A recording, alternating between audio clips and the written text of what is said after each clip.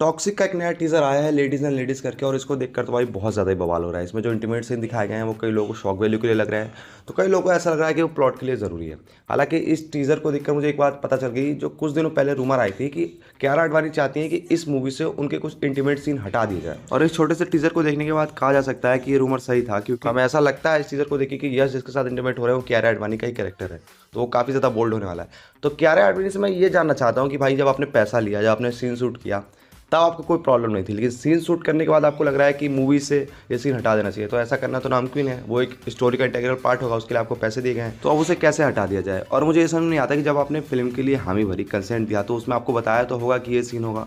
उसका जब ये सीन फिल्माया जा रहा होगा तब भी आपकी आंखों पर पट्टी नहीं बांधी होगी, आपके साथ ही होगा, सीन आपके सामने होगा। तो ये चीज़ तो मेरी बिल्कुल समझ से बाहर है कि इस पूरी मूवी को शॉर्ट होने के बाद कियारा आडवाणी कह रहे हैं कि मेरे इंटीमेट सीन इस मूवी से हटा दी जाए, जो कि शायद इस मूवी का एक इंटीग्रल पार्ट हो सकते हैं। तो इसलिए मेकर्स अब तो ऐसा नहीं कर सकते हैं।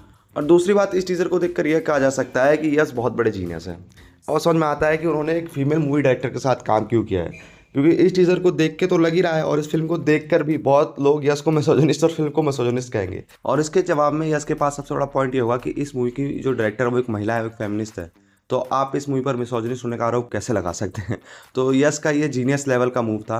उसके अलावा इस टीजर को देखकर इस मूवी की स्टोरी और ज़्यादा कंफर्म हो गई है, और थोड़ी बहुत स्टोरी इस मूवी की यश ने भी अपने एक इंटरव्यू में बता दी थी कि ये मूवी उस टाइम में सेट है जब इंडिया आज़ाद हो गया था, लेकिन गोवा आज़ाद नहीं हुआ था, उन पर पुर्तगालियों का रास्ता।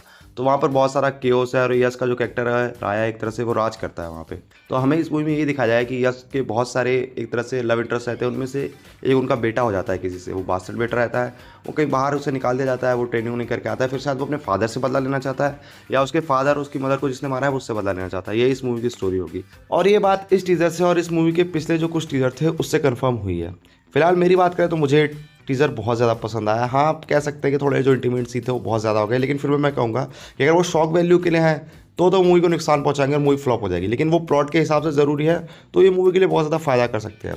उसके अलावा एक कंसर्न मेरा ये है कि क्या गीतू मोहनदास इतने बड़े प्रोजेक्ट को संभाल सकती हैं। इस मूवी को पता नहीं बनते बनते कितने साल हो गए, पता नहीं 2-3 साल से ज़्यादा ही हो गए होंगे। उसके बाद भी पता नहीं जो रिलीज डेट आई है वो कहीं फिर पोस्टपोन ना हो जाए। तो मेरे लिए सबसे बड़ा कंसर्न ये है कि क्या गीतू मोहनदास इस प्रोजेक्ट को संभाल पाएंगी, और क्या गीतू मोहनदास और यश को इस मूवी में भरोसा है, क्योंकि पीछे भी कई रूमर आए थे कि उन्होंने जब इस मूवी का फाइनल कट देखा तो उन्हें बहुत ज़्यादा बेकार लगा, और उसके बाद उन्होंने डिसाइड किया कि इस मूवी के बहुत बड़े हिस्से को रीशूट करेंगे और मूवी को अच्छा बनाएंगे, और इसी वजह से मूवी पोस्टपोन हो गई। तो ये जो रूमर है वो कितना सही है कितना गलत है तो मूवी देखने के बाद ही बताया जा सकता है। तो मेरे ओपिनियन में तो मुझे ये टीज़र बहुत ज़्यादा अच्छा लगा। तो आपको बताया कि आपको टीज़र कैसा लगा। तो बस इस वीडियो में इतना ही, मिलते हैं आपसे अगली वीडियो में।